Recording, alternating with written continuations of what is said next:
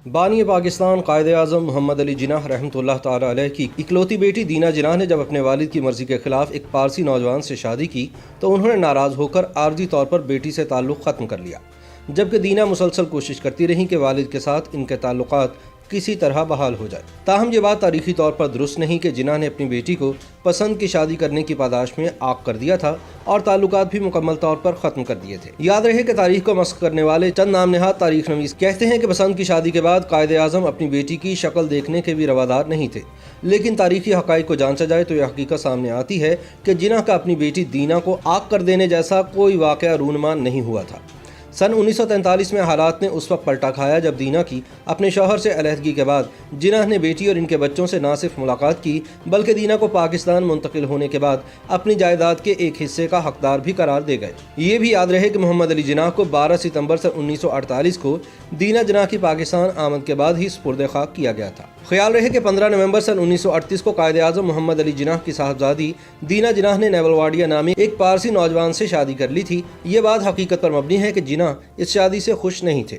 उन्होंने अपने तौर पर दीना को इस शादी से बाज रखने की तमाम कोशिशें की मगर वो इनमें कामयाब ना हो सके। अपनी इकलौती बेटी की शादी में शिरकत ना करने के बावजूद वो इसकी ज़िंदगी के इस अहम तरीन दिन पर भी अपने ड्राइवर अब्दुल हमीद के जरिए गुलदस्ता भिजवाना नहीं भूले। अगरचे एक अरसा जिन्नाह ने बेटी से राब्ता मुनक़ता रखा, लेकिन उन्होंने अपनी वसीयत में वाज़े तौर पर दीना को अपनी जायदाद के एक हिस्से का वारिस करार दिया। दीना जिन्नाह मोहम्मद अली जिन्नाह की इकलौती साहबजादी थी। सन 1929 में सिर्फ 10 बरस की उम्र में वो अपनी वालिदा रत्ती जिन्नाह के साये से महरूम हो गई थी, जिसके बाद मोहम्मद अली जिन्नाह ने फैसला किया कि वह हिंदुस्तान की बजाय इंग्लिस्तान में मुस्तकिल सकूनत इख्तियार करे।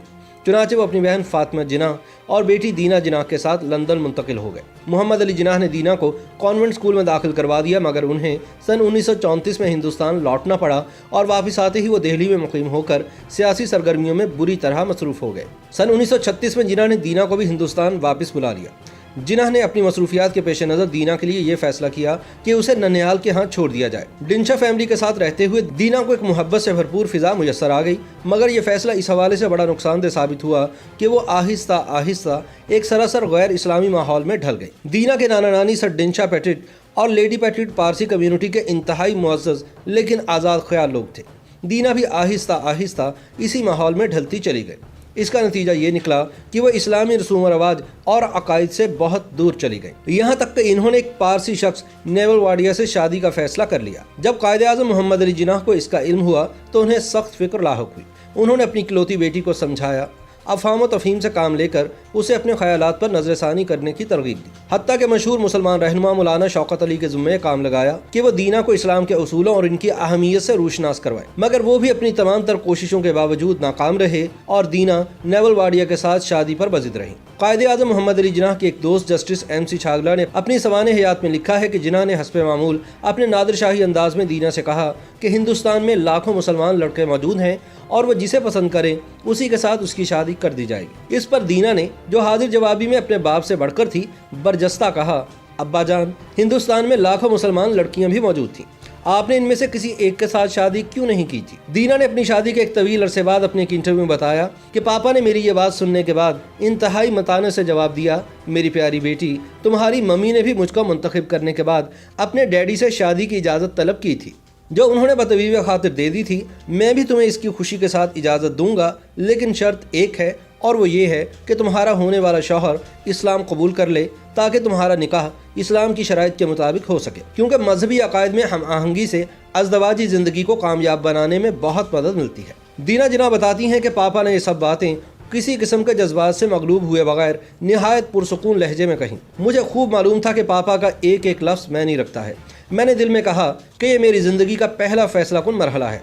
मैंने पापा से वादा किया कि मैं अपने शौहर के इस्लाम कबूल करने के लिए कोई कसर उठा ना रखूँगी और अगर ज़रूरत पड़ी तो इस सिलसिले में पापा की रहनुमाई भी हासिल करूँगी। दीना कहती हैं कि जब मैंने मिस्टर वाडिया से शादी से पहले इस्लाम कबूल करने का कहा तो उन्होंने ऐसा करने से साफ इनकार कर दिया। अब मेरे सामने दो ही रास्ते थे, या तो मैं अपने बाप की ख्वाहिशात के मुताबिक मिस्टर वाडिया से शादी करने से इनकार कर दूं या मिस्टर वाडिया से शादी करके बाप की नाराज़ी मोल ले लूं। मैंने दिल में कहा कि वाडिया से शादी कर लेनी चाहिए।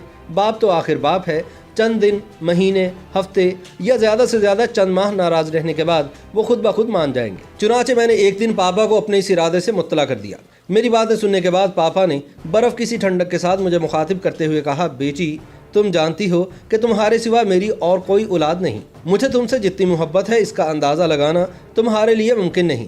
میرا بیٹا بھی کوئی نہیں، اس لیے لے دے کے زندگی میں تم ہی میری آرزوؤں اور تمناؤں کا مرکز ہو.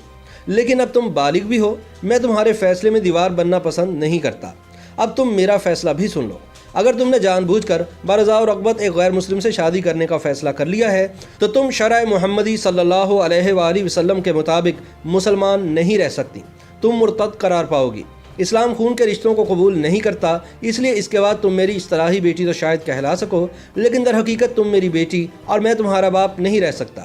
اس لیے اس فیصلے کے بعد جو ہی تم میرے گھر کی چار دیواری سے باہر قدم رکھو گی، تمہارے اور میرے درمیان تمام تعلقات منقطع متصور ہوں گے. قائد اعظم محمد علی جناح رحمۃ اللہ علیہ کے بیشتر سوانح نگاروں نے، جن میں اسٹینلے وولپرٹ تک شامل ہیں، یہ لکھا کہ قائد اعظم نے شادی کے بعد اپنی لاڈلی بیٹی سے کبھی گفتگو نہیں کی.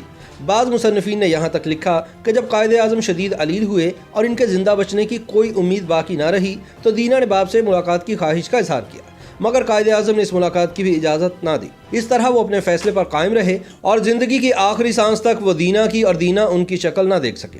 مگر حقائق کچھ اور ہی بتاتے ہیں. 30 مئی سن 1939 کو قائد اعظم نے اپنا آخری وصیت نامہ تحریر کیا، جس وصیت نامے کی پہلی شق تھی: یہ میرا آخری وصیت نامہ ہے، میں اپنے دیگر وصیت نامے منسوخ کرتا ہوں.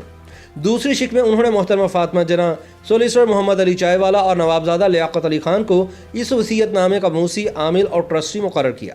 اس وصیت نامے کی شق نمبر 10 میں واضح طور پر تحریر تھا کہ میں اپنے عاملین کو ہدایت کرتا ہوں کہ وہ 2 لاکھ روپے مختص کر دیں، جن سے 6% کے حساب سے 1000 روپے آمدنی ہوگی، اور اس سے جو بھی آمدنی ہو ہر ماہ میری بیٹی کو تاحیات ادا کریں، اور اس کی وفات کے بعد 2 لاکھ کی مذکورہ رقم اس کے بچوں، لڑکے یا لڑکیوں میں برابر تقسیم کر دیں، اور بے اولاد ہونے کی صورت میں وہ رقم میری بقیہ جائیداد کا حصہ شمار ہوگی. قائد اعظم نے اپنی وصیت میں واضح طور پر اپنی بیٹی کو اپنی جائیداد کے ایک حصے کا وارث قرار دیا، مگر اس کے باوجود چند برس تک وہ اپنی بیٹی سے ملنے سے گریز کرتے رہے، جبکہ دینا مسلسل کوشش کرتی رہیں کہ والد کے ساتھ ان کے تعلقات دوبارہ استوار ہو جائے.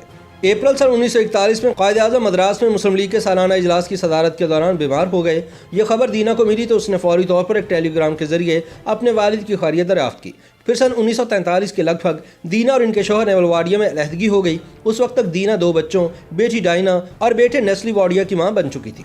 شوہر سے علیحدگی کے بعد قائد اعظم اور ان کی بیٹی میں ایک مرتبہ پھر روابط استوار ہو گئے، گو اب ان میں پہلے جیسی گرم جوشی موجود نہ تھی. دینا بتاتی ہیں کہ میرے والد اگرچہ اپنے جذبات کو چھپانے والے شخص تھے، لیکن وہ ایک محبت کرنے والے باپ تھے. میری ان سے آخری ملاقات سن 1946 میں بمبئی میں ہوئی. انہوں نے مجھے فون کیا اور مجھے اور میرے بچوں کو چائے پر مدعو کیا. وہ ہم سے مل کر بہت خوش ہوئے. اس وقت میری بیٹی ڈائنا 5 برس کی اور بیٹا نسلی 2 برس کا تھا. وہ تمام وقت بچوں اور سیاست کے بارے میں باتیں کرتے رہے. انہوں نے مجھ سے کہا کہ پاکستان ناگزیر ہے. وہ دہلی میں انتہائی مصروف وقت گزار کر آئے تھے، مگر ہمارے لیے تحفے تحائف خریدنا نہیں بھولے تھے. دینا کہتی ہیں کہ میرے والد کے کچھ ناقدین الزام لگاتے ہیں کہ جناح صاحب متکبر تھے. یہ سراسر غلط ہے. دراصل وہ جیسے کو تیسا کے قائل تھے. جب لوگ ان کے بارے میں غلط باتیں کرتے ہیں تو مجھے بے حد غصہ آتا ہے. ایسے لوگ جو ان سے کبھی ملے تک نہیں، وہ بھی میرے اور میرے والد کے تعلق کے حوالے سے غلط باتیں بیان کرتے ہیں. وہ میرے والد کو عام انسانوں کی سطح پر لانے کے لیے داستان ترازیوں سے بھی گریز نہیں کرتے. دینا جناح کے بقول بر صغیر نے مسلمانوں کے بہت سے رہنما پیدا کیے، مگر میرے والد کے علاوہ کسی نے انہیں ایک آزاد ملک نہیں دلوایا. اہل پاکستان کو اگر میرے والد پر فخر ہے تو بالکل ٹھیک فخر ہے. جناح نہ ہوتے تو پاکستان بھی نہ ہوتا. قائد اعظم اور دینا کے مابین قیام پاکستان سے کچھ پہلے تک باقاعدہ خط و کتابت بھی ہوتی رہی. اسلام آباد میں حکومت پاکستان کے ڈپارٹمنٹ آف آرکائیوز میں دینا کے ایسے کئی خطوط موجود ہیں جو انہوں نے اپنے عظیم باپ کو وقتاً فوقتاً تحریر کیے تھے. ان خطوط کے مطالعے سے ظاہر ہوتا ہے کہ دینا اپنے باپ کی سیاسی سرگرمیوں سے نہ صرف لمحہ بلمحہ باخبر رہتی تھیں، بلکہ ان پر اظہار رائے بھی کرتی رہتی تھیں. قیام پاکستان کے بعد دینا اپنے بچوں کے ہمراہ بمبئی میں مقیم رہیں. قائد اعظم کی علالت کی خبریں سن کر دینا نے ان کی عیادت کے لیے پاکستان آنا چاہا، مگر قائد اعظم کی ذاتی ہدایات کے باعث انہیں ویزا جاری نہیں کیا گیا. بالآخر 11 ستمبر سن 1948 کو بانی پاکستان قائد اعظم محمد علی جناح وفات پا گئے. 12 ستمبر سن 1948 کو صبح 8:15 بجے گورنر جنرل کا ایک طیارہ خصوصی طور پر انڈیا گیا، جہاں سے وہ دینا جناح کو لے کر شام 5:15 بجے واپس کراچی پہنچا. اس وقت تک قائد اعظم محمد علی جناح کی تدفین نہیں ہوئی تھی. دینا کے بیان کے علاوہ قائد اعظم کی تدفین کے موقع پر دینا جناح کو ایک چارٹر پرواز کے ذریعے انڈیا سے بلوایا جانا بھی اس امر کا مزید ثبوت ہے کہ قائد اعظم اور ان کی بیٹی کے تعلقات ختم ہونے والی کہانیاں جھوٹی تھیں اور ان کا حقیقت سے کوئی تعلق نہیں. قائد اعظم کی وفات کے 55 برس بعد 23 مارچ سن 2004 کو دینا جناح ایک مرتبہ پھر پاکستان تشریف لائے. इस मरतबा वो पाकिस्तान और इंडिया के दरमियान खेली जाने वाली एक रोज़ा क्रिकेट सीरीज़ के आखिरी मैच को देखने के लिए पाकिस्तान आई थी। उनके हमरा इनके बेटे नस्ली वाडिया, बहू और पोते नैस वाडिया और जहांगीर वाडिया भी थे। पाकिस्तान में इन्हें सरकारी मेहमान का दर्जा दिया गया और यहाँ इनके एजाज़ में कई तकरीबात मुनक्किद हुई। 26 मार्च सन 2004 को दीना वाडिया अपने वालिद कायद-ए-आज़म मोहम्मद अली जिन्नाह रहमतुल्लाह ताला अलैह के मज़ार पर हाज़िरी देने के लिए कराची गईं, जहाँ इन्होंने 56 बरस बाद अपने वालिद के मज़ार पर फूलों की चादर चढ़ाई और कुछ देर एहतरामन खामोश खड़ी रहीं। उन्होंने स्टेट गेस्ट हाउस में मुख्तलिफ शख्सियात से मुलाकात भी की और फिर मुंबई वापस रवाना हो गए। 3 बरस बाद 2 नवंबर सन 2017 को दीना जिन्नाह 98 साल की उम्र में न्यूयॉर्क अमेरिका में वफात पा गए। YouTube पर गूगली न्यूज देखने के लिए youtube.com की सर्च बार में गूगली न्यूज टीवी टाइप करें। गूगली न्यूज के पेज पर सुर्ख रंग के सब्सक्रिप्शन वाले बटन पर क्लिक करना ना भूलिए। YouTube पेज पर अपलोड होने वाली वीडियोस से बाखबर रहने के लिए बेल आइकन पर क्लिक कीजिए। आपको हर नई वीडियो के बारे में नोटिफिकेशन मौसूल हो जाएगा।